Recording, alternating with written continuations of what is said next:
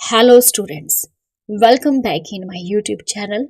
Students, if you are new to my channel, please subscribe my channel and hit the bell icon so you get the latest notifications timely. So students, today's topic is determination of stock levels. So let's get started the video. The topic is determination of stock levels. Carrying of too much and too little of inventories is detrimental to the firm. तो students, अगर हम अपने business में किसी भी तरह का raw material use करते हैं तो हम अपने बिजनेस में हमारा जो इन्वेंट्री है बहुत कम भी नहीं होना चाहिए और बहुत ज्यादा भी नहीं होना चाहिए।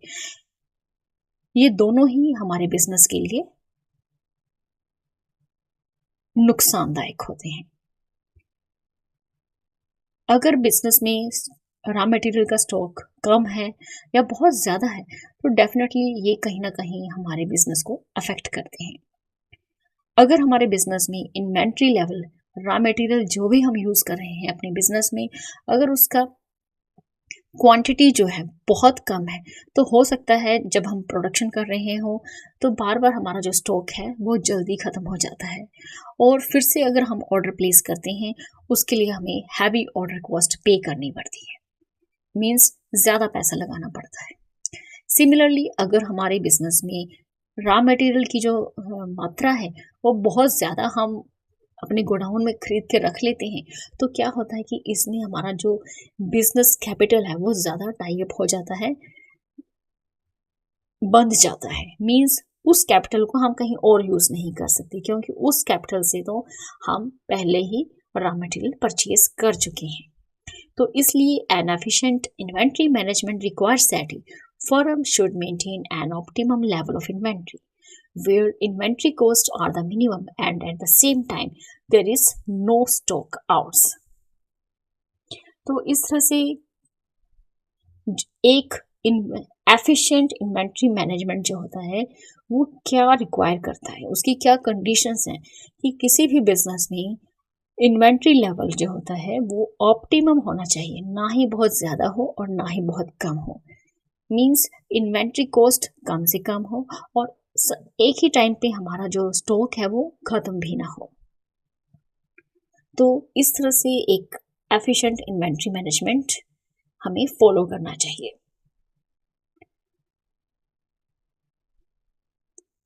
Various stock levels are discussed as such. तो काफ़ी सारे स्टॉक लेवल्स हैं, तो इस वीडियो में हम एक ही स्टॉक स्टडी करेंगे। ए minimum level, this represents a quantity which must be maintained in hand at all times. तो सबसे पहले जो लेवल है वो है मिनिमम लेवल। मीन्स कोई भी बिजनेस फर्म अगर किसी भी तरह का रॉ मटेरियल अपने बिजनेस में यूज करती है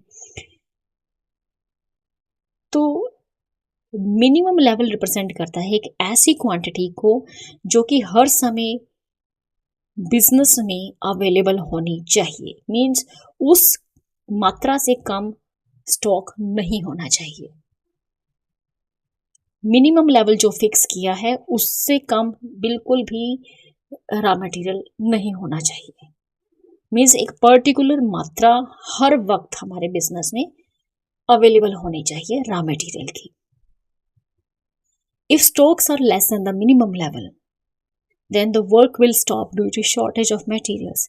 अगर कभी स्टॉक जो है रॉ मटेरियल का जो स्टॉक है मिनिमम लेवल से भी नीचे चला जाता है, कम हो जाता है, तो इससे हमारा जो प्रोडक्शन का प्रोसेस है वो रुक जाएगा क्योंकि रॉ मटेरियल खत्म हो चुका है। Following factors are taken into account while fixing minimum stock levels. तो कुछ फैक्टर्स हैं जिसे हम कंसिडर करेंगे जब भी बिजनेस फर्म के लिए मिनिमम स्टॉक लेवल हम फिक्स करते हैं। First is lead time. A purchasing firm requires some time to process the order and time is also required by the supplying firm to execute the order. तो देखिए कोई भी business firm जब order place करती है कि हमें इतनी क्वांटिटी का मटेरियल खरीदना है तो जो मटेरियल हमने खरीदना है डेफिनेटली कोई जो सप्लाइंग फर्म होगी जो सप्लाई करेगी हमें रॉ मटेरियल हमारे ऑर्डर को एग्जीक्यूट करेगी रॉ मटेरियल जो हमें प्रोवाइड करेगी, तो वो भी एक टाइम लेगी उस रॉ मटेरियल को सप्लाई करने में, उस ऑर्डर को एग्जीक्यूट करने में।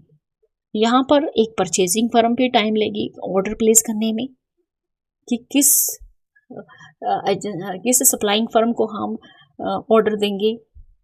सीट सप्लाइंग फर्म भी टाइम लगाएगी कि हम ऑर्डर कब तक इनका एग्जीक्यूट करते हैं।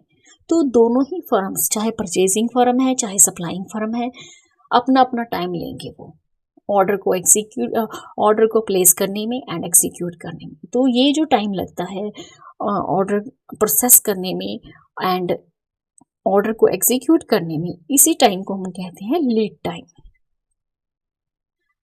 It is essential to maintain some inventory during this period. तो जब भी हम ऑर्डर प्लेस करते हैं कि हमें इतना रॉ मटेरियल चाहिए, जब भी ऑर्डर प्लेस करते हैं तो इससे पहले एक निश्चित मात्रा में हमारे गोडाउन में रॉ मटेरियल का स्टॉक होना ज़रूरी है, जिससे कि हमारी प्रोडक्शन कंटिन्यू चलती रहे। Second is rate of consumption. It is the average consumption of material in the factory. तो रेट ऑफ कंजम्पशन रिप्रेजेंट करता है कि हम अपनी फैक्ट्री में मटेरियल कितना यूजेज कर रहे हैं, कंज्यूम कर रहे हैं। डेली बेसिस पे हम अपना मटेरियल कितना यूज़ कर रहे हैं, या वीकली हमारा कितना मटेरियल यूज़ हो रहा है, कंज्यूम हो रहा है। The rate of consumption will be decided on the basis of past experience and production plans. तो जो भी हमारी कंजम्पशन है, जो भी कंजम्पशन का रेट है, वो डिसाइड होता है पास्ट एक्सपीरियंस। मीन्स पहले हम कितनी प्रोडक्शंस कर रहे थे, उसके बेसिस पे हम डिसाइड करते हैं कि हमारी इतनी यूसेज हो चुकी है रॉ मटेरियल की। मीन्स इतनी कंजम्पशन हमारी है रॉ मटेरियल की, एंड हमारे प्रोडक्शन प्लान्स क्या हैं, उसके बेसिस पे हमारी कंजम्पशन जो है वो डिसाइड होती है। Third is nature of material. तो जो भी रॉ मटेरियल हम परचेज करते हैं प्रोडक्शन के लिए, कहीं ना कहीं उसकी नेचर जो है वो एक मिनिमम लेवल को अफेक्ट करती है। अगर हमारे पास किसी कस्टमर का स्पेशल ऑर्डर आता है तो उसके लिए हम किसी भी तरह का मिनिमम स्टॉक नहीं रखते हैं अपने बिजनेस में। If a material is required only against special orders of the customer, then minimum stock will not be required for such materials. Minimum stock level can be calculated with the help of the following formula. Minimum stock level is equal to reordering level minus bracket normal consumption multiply normal reorder period bracket clause. So students, in this video you have learned about what is minimum level and what are the factors to be considered while fixing minimum stock level. So students, in this video only this much. Thank you. Thanks for watching.